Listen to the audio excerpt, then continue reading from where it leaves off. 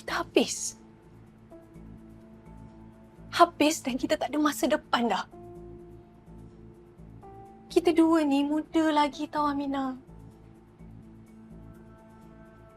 Tapi kalau seorang je serah diri, seorang lagi boleh selamatkan sisa-sisa apa yang ada, sementara seorang lagi akan dihukum.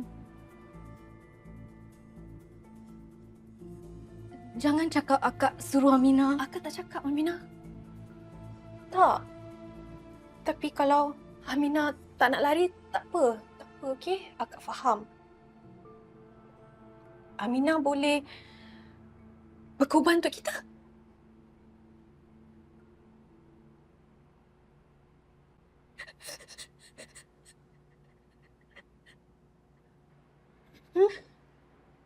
Macam ibu? Tapi akak akan lari. Akak boleh tunggu Aminah.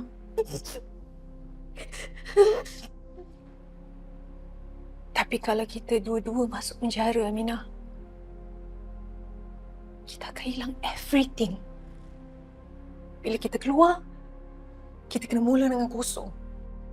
Tapi Aminah, kalau akak yang ada dekat luar tu, akak akan make sure, okay, akak janji yang akak akan sediakan everything untuk Aminah. Aminah kan suka shopping. Aminah tak nak hidup susah.